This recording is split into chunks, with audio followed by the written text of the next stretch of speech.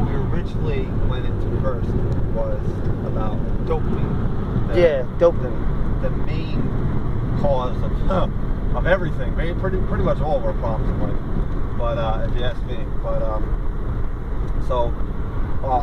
I was diagnosed with ADHD as a kid. So for me, dopamine is a little different than everybody else. I mean, I wouldn't say it's necessarily different in a direct sense, but it had the reason I know about dopamine, the reason I looked into it more is because people with ADD, if you have genetic ADD, that is, have a variation of a dopamine receptor, which means that the things that cause them dopamine or give them little dopamine bursts can sometimes be a little different than the average person.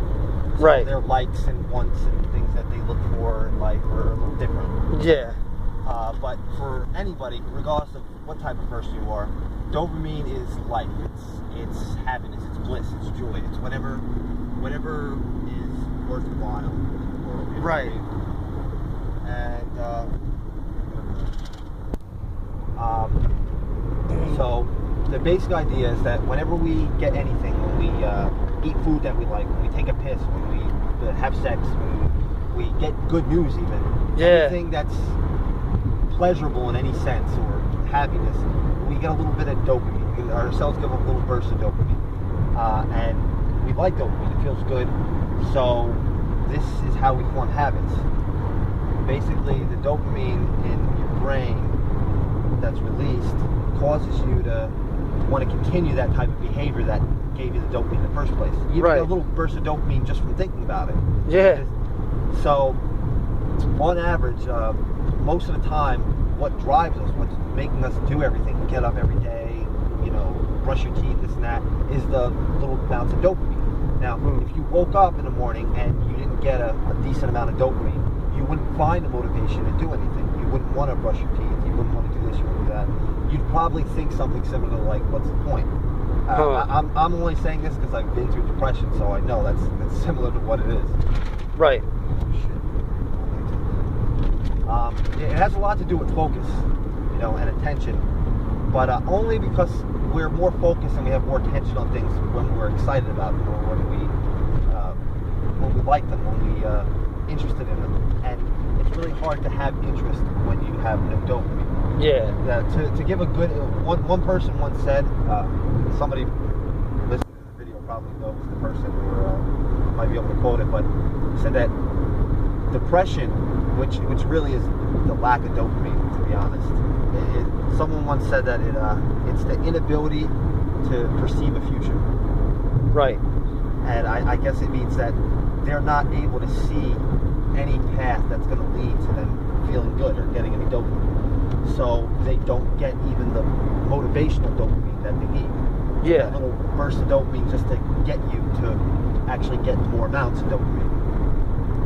And so this is a big thing with drugs and alcohol. This is where it comes into play. Any type of drug, alcohol, depending on your memories of it,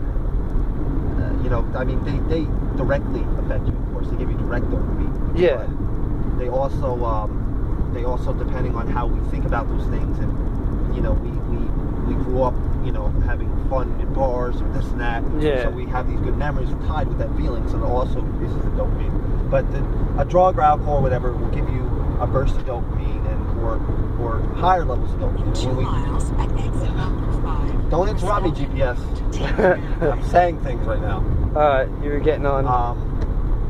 So when we take these drugs and things, and we, alcohol, drugs, whatever, and we take it a lot, and especially something like an opiate or something that's very addictive, when we take these things a lot, people say that you stop producing the chemicals on your own. That's the way people like to put it. But it's a little, in a lot of ways it doesn't work like that, but a better way to understand it is you're creating this dopamine, and the dopamine itself doesn't make you create it. You create the dopamine from things you like, things trigger it. And then when you feed that dopamine, it's like one part of the brain creates it and the other part of the brain accepts it. Like, And so, for the most part, when we take a drug or when we take drugs consistently, something like that, you start getting less dopamine on your own. But it's not just simply that your brain isn't producing it as much. It's you're not producing as much. You're not creating the thoughts and the ability. Yeah, you're not producing dopamine. You're not creating the experiences and the thought patterns that make you happy to produce those dopamine, because you don't need to. You don't need to think about good things to get dopamine when you're on a drug. You're gonna just get dopamine. If you take a painkiller or something else, you're just gonna feel good. It doesn't matter what you're doing or what causes it, and you just get this direct. So you don't need it. It's almost like you forget. Right. So when you start using a drug for a long period of time, when you stop using that drug in the very beginning, that is one of the reasons why you get very depressed, because the normal experience for you in life is not the same anymore, because you're so used to feeling extra happy when you're on it. Yeah, that's basically that extra happy becomes the norm. Your brain accepts that as this is normal. Like, this is something that you're doing a lot. Like, your brain doesn't know where you're necessarily getting this dopamine from. You know what I mean? Yeah. It's okay. Dopamine's happening. You know, like, you're doing it. It's not a problem. It thinks that you just have a high source of dopamine from somewhere. You have something that you're using that's getting it, so it adapts to it. But it doesn't realize that, you know, or you don't realize that once you don't have this drug, you basically you forgot how to create dopamine on your own. In a sense. There you go. That's exactly. You stopped creating the thoughts, or you don't have the thoughts or the feelings that would cause you to have or create dopamine on your own. Your brain got lazy. Your brain's like, I don't need to create dopamine. I don't need to cause these effects or have these mechanisms to create dopamine when there's a much simpler way to get it. And so, you know, because this mechanism that usually would be used to find food or sex or whatever else that's useful to you, it's getting it from the drug. You identify with this.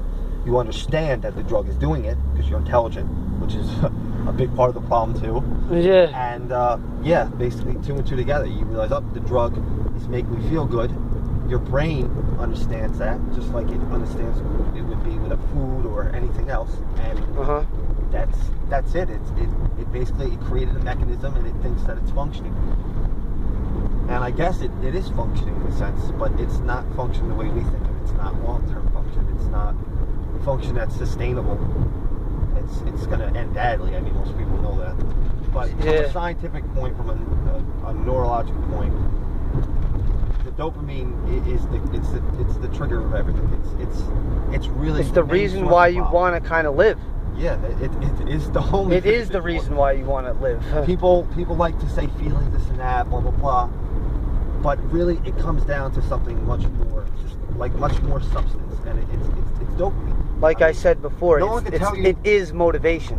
Yeah, I mean, no one can ever tell you that what you're feeling isn't real. I believe that when someone feels happiness, sadness, the fact that something like that, it can't be explained besides the chemical reaction.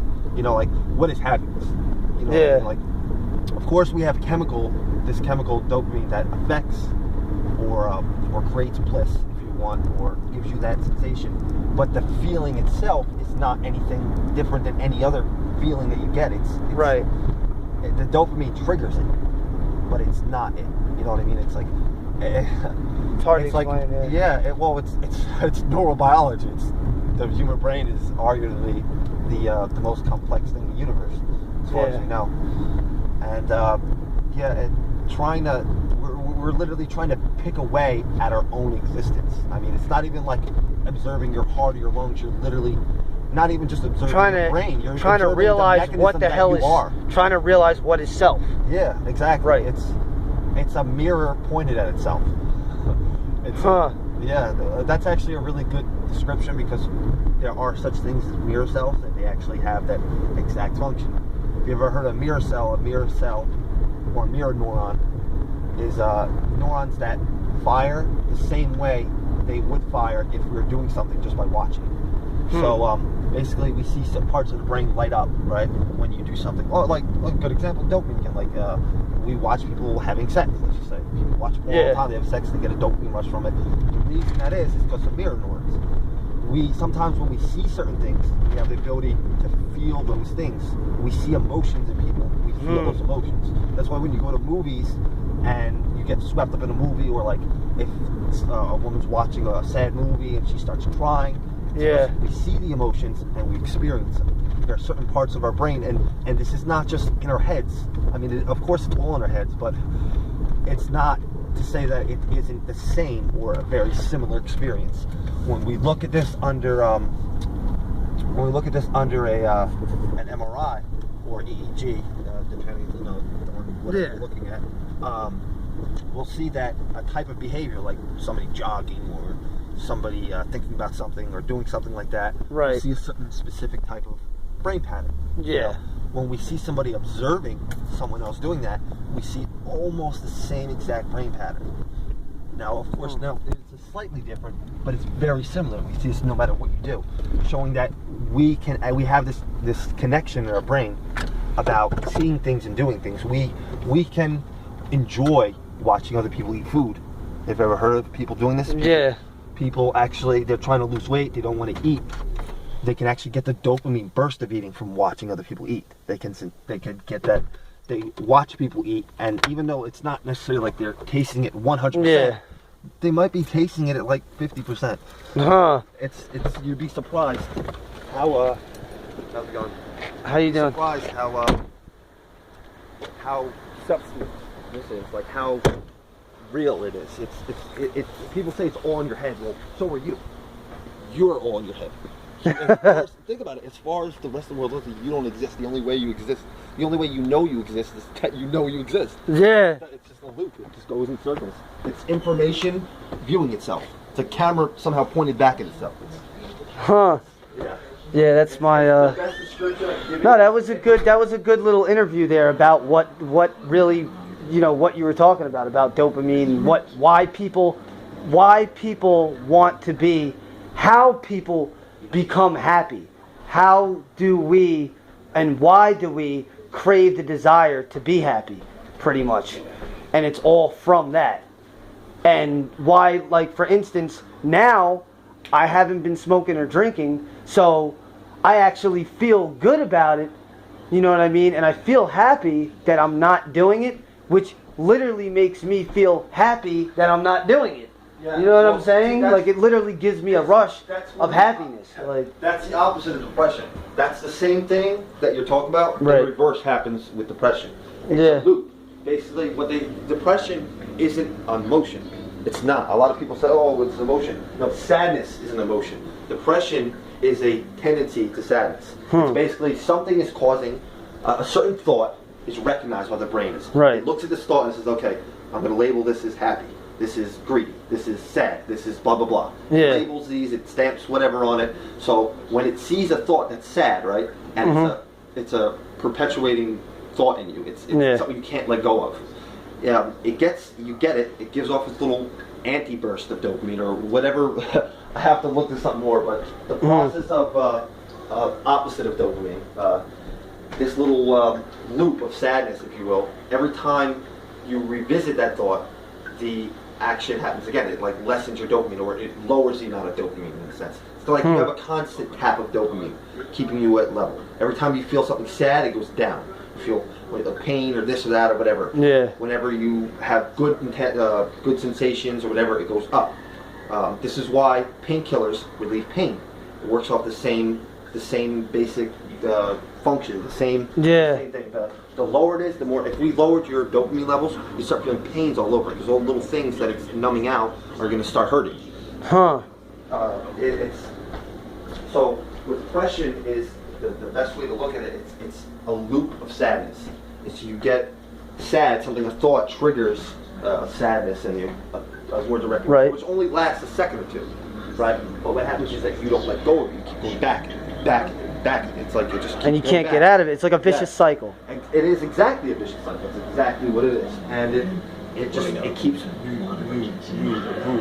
your dopamine levels get lower and lower and lower, and the lower they get, it's like every time they get a little lower, and they hit these certain marks of hitting low, there's less things you want to do.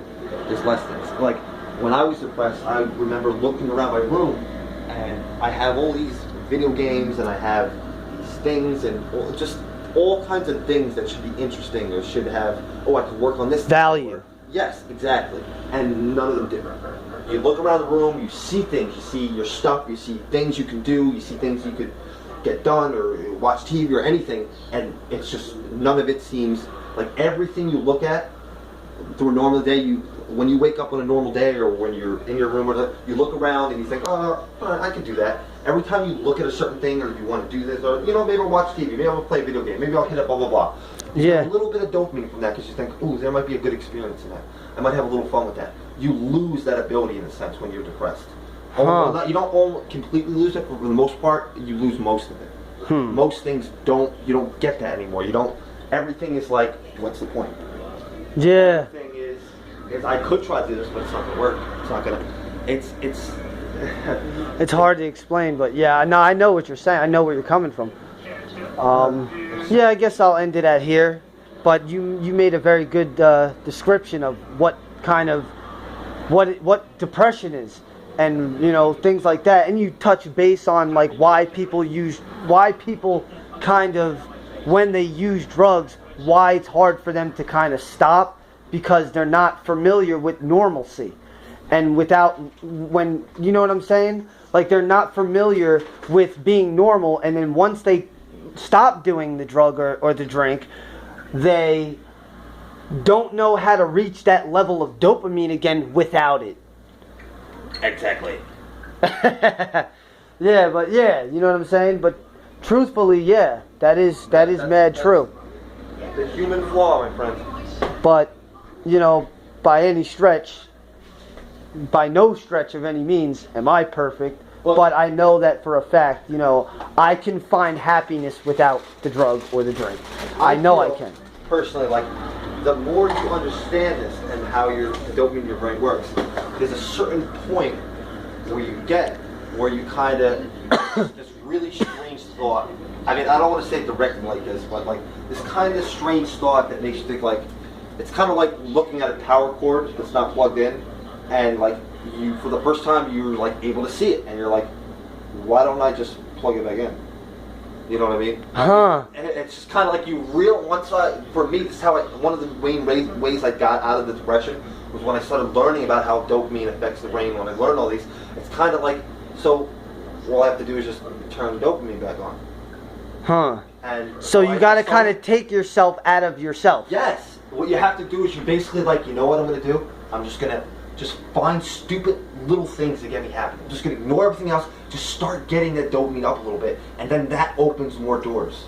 That opens you know what I mean? Once that dopamine starts getting up, if anybody who's been through depression will probably know this feeling where they feel they're in full swing in the depression, they're feeling it bad, and then some stupid little thing, somebody hit them up or something will happen, and they get good again. They start feeling that hopeful feeling again. Yeah. You see, that's that little bit of dopamine coming back in. It starts opening doors again. It's like, but you could shut it off yourself. Yeah, it's only you that could shut it off. Yes, exactly. Right. That's what is doing it. Is you shut it off, so you can turn it back on. And it's very hard for you to gain it back again. You know what I'm saying? On your own. It's hard to accept it. Exactly. It's hard to really say like, wow, That's why when people are in misery, like they're having a bad day, they try to bring you down in their bad day, kind of, because they want you to feel the way they feel, because then it makes them justify the way they feel.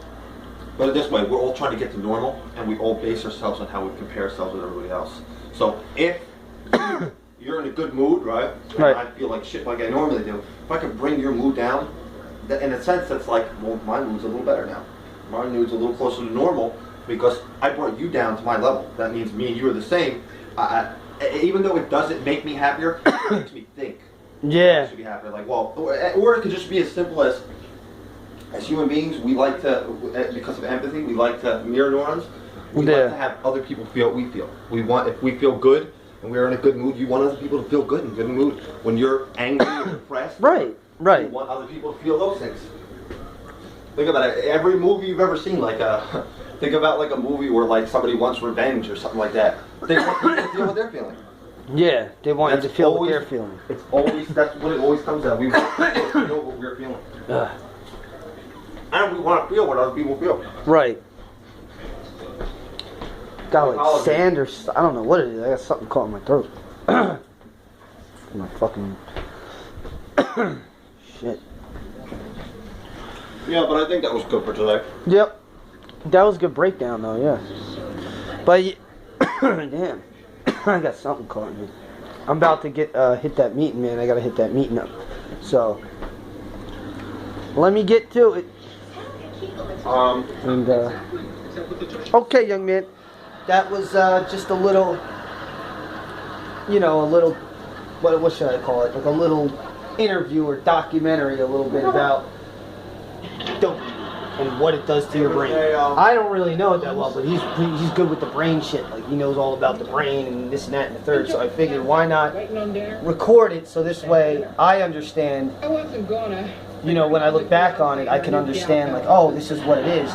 This is how it works. And maybe when I'm in a bad mood, I can listen to this shit, and then really, you know, I could try to bring myself out of it without drinking or without smoking. You know what I'm saying? Actually, definitely one to look at. That's a good way.